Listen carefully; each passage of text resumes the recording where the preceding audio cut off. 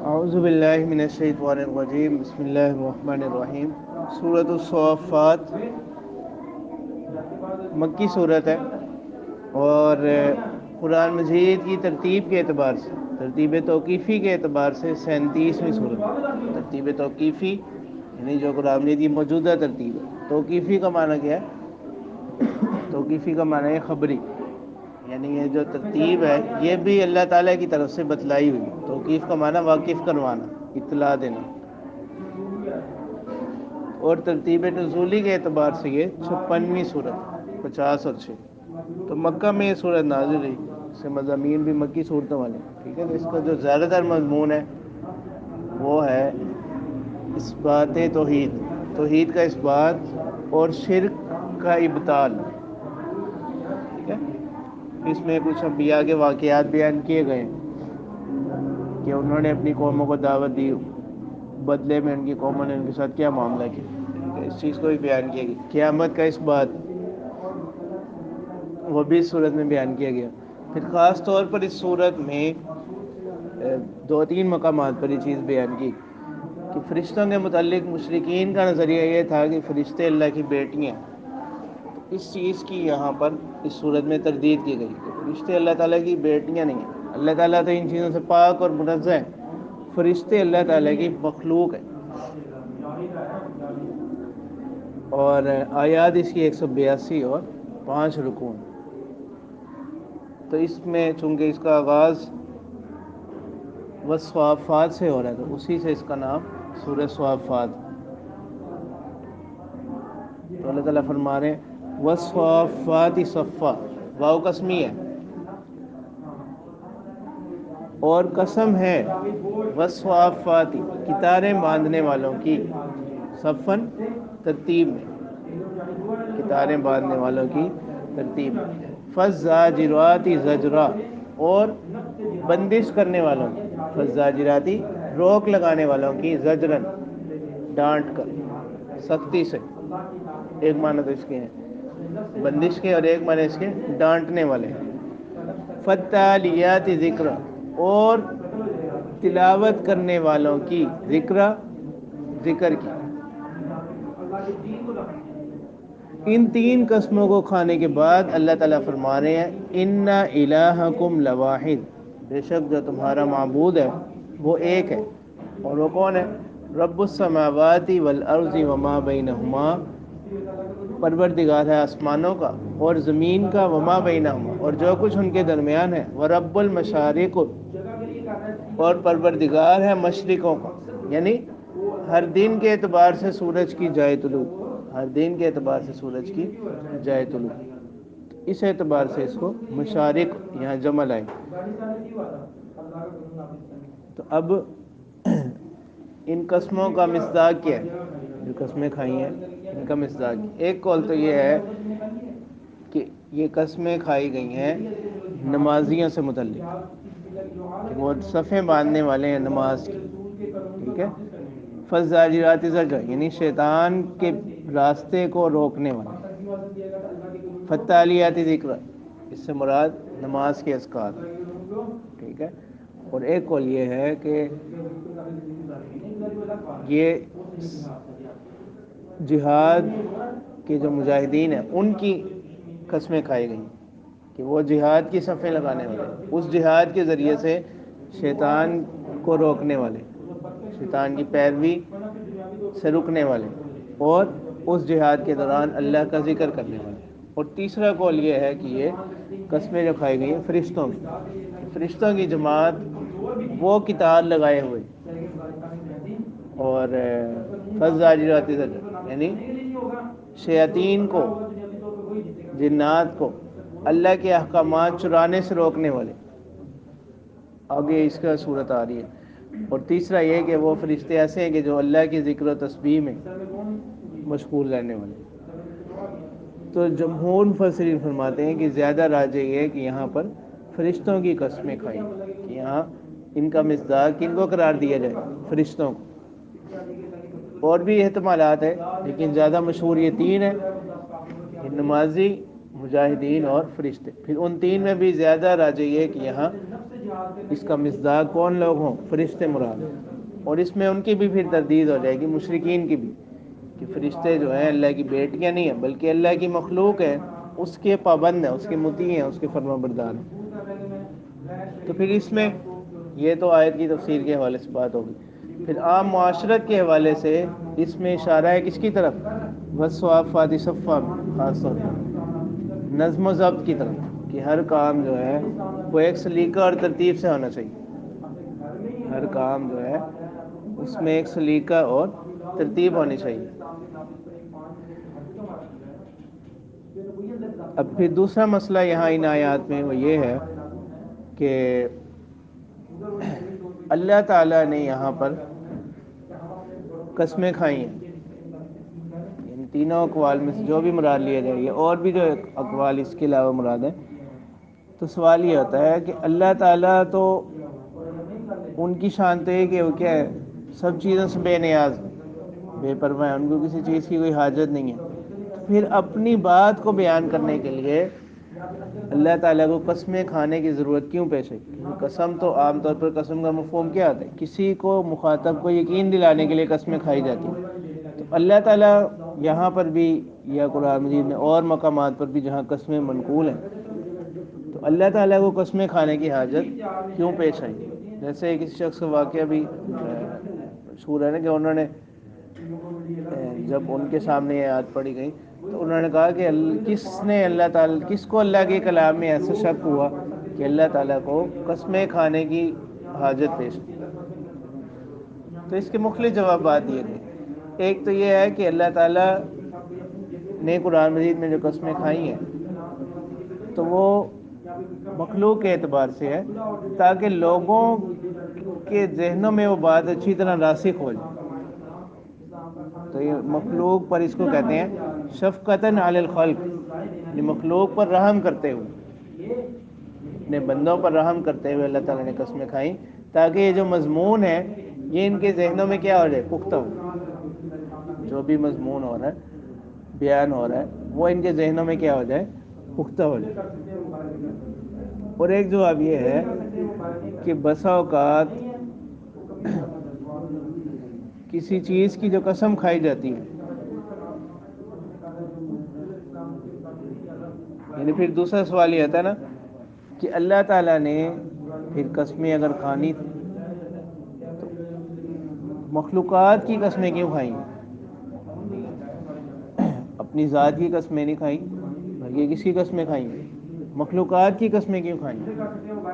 حالانکہ عام ضابطہ تو یہ ہے کہ مخلوق کے لیے مخلوقات کی قسمیں کھانا اس سے منع کیا گیا. اس سے کیا کیا گیا؟ منع کیا گیا. تو اللہ تعالیٰ نے مخلوق کی قسمیں کھائیں.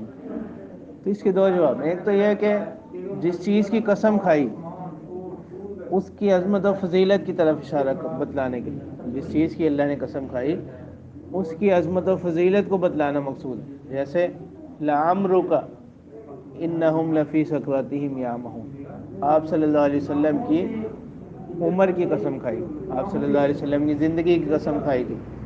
ٹھیک ہے، تو اس سے مراد کسی بسا اوقات اللہ تعالیٰ نے جو مخلوقات میں سے چیزوں کی قسمیں کھائیں وہ ان کی عظمت و فضیلت کی وجہ سے، اور بسا اوقات جو بعض چیزوں کی قسمیں کھائی گئی وہ ان کے منافع کی وجہ، کثیر المنافع ہونے کے، کہ اس چیز کے اندر بہت زیادہ منافع ہیں، فائدے ہیں، ان کے اظہار کے لیے قسم کے لیے اس چیز کا انتخاب کیا گیا. جیسے والتین والزیتون، والتین والزیتون. اب تیسرا سوال یہاں پر یہ ہوتا ہے کہ یہ جو کہا جاتا ہے کہ اللہ کے علاوہ کسی کی قسم کھانا چاہیے، حالانکہ قرآن مجید میں خود اللہ تعالیٰ مخلوقات کی کیا کر رہے ہیں؟ قسمیں کھا رہے ہیں. اس کا جواب یہ ہے کہ اللہ تعالیٰ کو اس چیز کا اختیار ہے، اللہ تعالیٰ کو اس چیز کا اختیار ہے کہ وہ اپنی مخلوقات میں سے جس کی چاہیں کیا کر قسم کھائے. جیسے حضرت حسن بصری رحمہ اللہ فرماتے ہیں کہ ان اللہ یقسم بما شاء من خلقہ، ان اللہ تعالی یقسم بما شاء من خلقہ، کہ اللہ تعالیٰ اپنی مخلوق میں سے جس کی چاہیں قسم کھا لیں. اللہ تعالیٰ کو اس بات کا، اس چیز کا اختیار ہے. وَلَيْسَ لِأَحَدٍ أَن يَقْسِمَ إِلَّا بِاللَّهِ، لیکن مخلوقات میں سے کسی ایک کے لیے جائز نہیں کہ وہ قسم کھائے اللہ کے علاوہ کسی اور کی. تو اللہ تعالیٰ فرمانے اِنَّا زَيَّنَّا السَّمَاءَ الدُّنْيَا بِزِينَةٍ الْكَوَاكِبِ، کہ ہم نے زینت بخشی قریب کے آسمان کو، سما دنیا قریب کے آسمان، یعنی وہ آسمان جو ہمارے قریب، بِزِينَةٍ الْكَوَاكِبِ، ستاروں کی زینت کے ساتھ. ہم نے اس کو زینت بخشی کس کے ساتھ؟ ستاروں کے ساتھ. اور اس کے بارے میں بھی تحقیق ہے کہ ستارے جو ہیں بظاہر جیسے نظر آتا ہے آسمان کے اندر پیوست نہیں، آسمان کے اندر جڑے ہوئے نہیں ہیں، بلکہ ایک الگ جو ہے ایک الگ جہان ہے. وَحِفْظًا مِّن كُلِّ شَيْطَانٍ مَارِدٍ، اور اس کا ایک مقصد کیا ہے؟ حفاظت کے لیے، بچانے کے لیے، بچاؤ کا سامان ہے. من کل شیطان مارد، ہر سرکش شیطان سے، ہر سرکش شیطان سے. لا يسمعون الى الملأ الاعلی، کہ وہ نہ سن سکیں الى الملأ الاعلی، عرش کی طرف کی باتوں کو. وَيُقْذَفُونَ مِن كُلِّ جانب، اور یہ گرائے جاتے ہیں ہر جانب سے. دُحُورًا، دور کر کے، بھگا کر، جن کو دھتکارا جاتا ہے ہر جانب سے. وَلَهُمْ عَذَابٌ وَاصِبٌ، اور ان کے لیے ہے دائمی عذاب. پہلے یہ ہوتا تھا کہ جنات وغیرہ، شیاطین آسمان سے خبریں چراتے اور وہ لا کر کاہنوں کو بتلاتے تھے، پھر کاہن اس میں کچھ اپنی طرف سے اضافہ کر کے، کمی بیشی کر کے، وہ لوگوں کو بتلاتے تھے. تو پھر جب وحی کا سلسلے کا آغاز ہوا تو پھر یہ سلسلہ روک دیا گیا. تو اب ان پر آسمان سے انگارے برسائے جاتے تھے، آسمان سے ان کے اوپر انگارے برسائے جاتے تھے. یہ جو جنات شیاطین وغیرہ خبریں چرانے کے لیے جاتے تھے، تو اب اسی کو بیان کیا جا رہا ہے. اِلَّا مَنْ خَطِفَ الْخَطْفَةَ، مگر جو کیا کر لے، اچک لے، جس کے ہاتھ کوئی تھوڑی بہت بات لگ گئی. فَأَتْبَعَهُ شِهَابٌ ثَاقِبٌ، اس کے پیچھے آتا ہے شہاب ثاقب، شہاب ثاقب. تو شہاب ثاقب کیا چیز ہے؟ اس کے بارے میں جو قدیم فلاسفہ ہیں ان کا خیال یہ تھا کہ زمین سے بخارات ہوتے ہیں، زمین سے بخارات جو ہوتے ہیں تو یہ کوئی زمینی مادہ ہے. شہاب ثاقب جو ہے یہ زمینی مادہ ہے. زمین سے جو بخارات اوپر جاتے ہیں ان کے ساتھ یہ بھی جاتا ہے، تو پھر یہ اوپر جا کر ایک ستارہ بن جاتا ہے. باقی جو جدید سائنس ہے وہ اس چیز کی نفی کرتی ہے، یعنی وہ شہاب ثاقب کا وجود وہ کہتے ہیں کہ ستاروں کے ایک جھرمٹ کو کہا جاتا ہے. ٹھیک ہے، جدید تحقیق اس کے بارے میں یہ ہے کہ شہاب ثاقب جو ہے یہ ستاروں کے ہی انگنت ٹکڑا وہ کہا جاتا ہے. پھر انہی میں سے وہ ہوتے ہیں جو ان لوگوں پر کیا کیا جاتا ہے؟ برسائے جاتے ہیں. ٹکڑے ہیں ستاروں کے، کیا ٹکڑے ہیں، ان کو شہاب ثاقب کہتے ہیں. پھر انہی میں سے یہ ہوتے ہیں جو پھر ان لوگوں پر برسائے جاتے ہیں. فَاسْتَفْتِهِمْ أَهُمْ أَشَدُّ خَلْقًا أَمْ مَنْ خَلَقْنَا، تو اللہ تعالیٰ فرماتے ہیں کہ ان سے پوچھئے اہم اشد خلقا، کہ یہ زیادہ سخت ہیں پیدا کرنے کے اعتبار سے، ام من خلقنا، یا وہ چیزیں جن کو ہم نے پیدا کی، یعنی پیدا کرنے میں یہ زیادہ سخت ہیں، زیادہ طاقت رکھتے ہیں، یا وہ چیزیں جن کو ہم نے پیدا کیا. انا خلقناہم من طین لازب، ہم نے ان کو پیدا کیا ایک چکنی مٹی سے. بل عجبت ویسخرون، تو اس کے دو معنی ہیں، مٹی سے یا اصل انسان آدم علیہ السلام ان کو مٹی سے بنایا گیا، تو اس معنی کے اعتبار. اور ایک معنی اس کی ہے انسان کی تخلیق تو کس سے ہوئی ہے؟ نطفے سے. تو وہ نطفہ جس غذا سے بنتا ہے وہ غذا کہاں سے حاصل ہو رہی ہے؟ مٹی سے. بل عجبت ویسخرون، بلکہ آپ کو تعجب ہوتا ہے، ویسخرون، اور وہ لوگ کیا کرتے ہیں؟ استہزاء کرتے ہیں، مذاق اڑاتے ہیں. وَإِذَا ذُكِّرُوا لَا يَذْكُرُونَ، اور جب ان کو نصیحت کی جائے تو وہ نصیحت نہیں پکڑتے، نصیحت حاصل نہیں کرتے.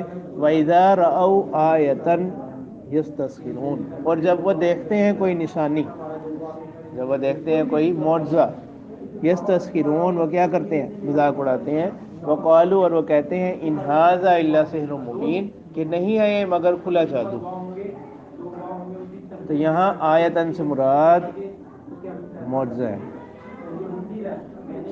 اس آیت میں آیتن سے مراد کیا ہے؟ معجزہ ہے. کیونکہ آیت سے مراد یہاں قرآنی آیت نہیں ہے. جیسے بعض لوگ جو معجزات کا انکار کرتے ہیں وہ یہاں آیت سے مراد آیت لیتے ہیں. تو یہاں آیت سے مراد کوئی قرآنی آیت نہیں ہے بلکہ آیت سے مراد معجزہ ہے. کیوں؟ کیونکہ قرآنی آیت کو دیکھا نہیں جاتا، اس کی تلاوت کی جاتی، اس کو پڑھا یا سنا جاتا.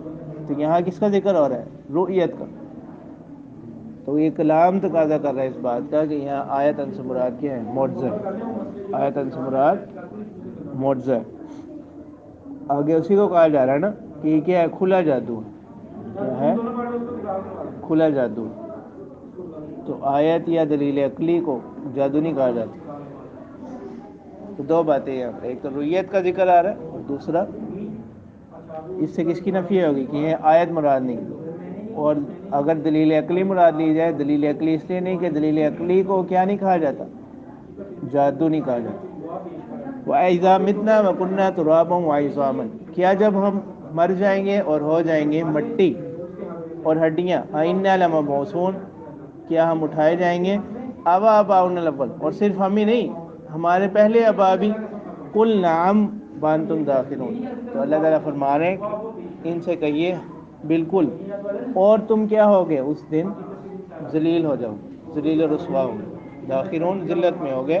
فَإِنَّمَا هِيَ زَجْرَةٌ وَاحِدَةٌ، اور وہ صرف کیا ہوگی؟ ایک ڈانٹ ہوگی، ایک زور کی آواز ہوگی. فَإِذَا هُمْ يَنظُرُونَ، تو پھر اچانک وہ کیا ہوں گے؟ دیکھنے لگیں گے. وَقَالُوا يَا وَيْلَنَا هَذَا يَوْمُ الدِّينِ، اور وہ کہیں گے کہ ہائے ہلاکت ہم پر. هَذَا يَوْمُ الدِّينِ، یہ تو کس کا دن ہے؟ جزا کا دن ہے، بدلے کا دن ہے. هَذَا يَوْمُ الْفَصْلِ الَّذِي كُنْتُمْ بِهِ تُكَذِّبُونَ، تب ان سے کہا جائے گا یہی وہ فیصلے کا دن ہے جس کو تم جھٹلاتے تھے. احشروا الذین ظلموا وازواجهم وما كانوا يعبدون، تو اعلان ہوگا کہ جمع کرو ان لوگوں کو جنہوں نے ظلم کیا، وازواجهم، اور ان کے طریقے کے لوگوں کو. ازواج مراد یعنی ان کے راہ پر چلنے والے، ان کے ہم مشرب لوگ. وما كانوا يعبدون، اور جن کو وہ پکارا کرتے تھے، جو ان کے معبود تھے. من دون اللہ، اللہ کے سوا. فاہدوہم الی صراط الجحیم، اور ان کو لے چلو. فاہدوہم، اور ان کو لے چلو. الی صراط الجحیم، کس کی طرف؟ دوزخ کے راستے کی طرف، جہنم کے راستے کی طرف.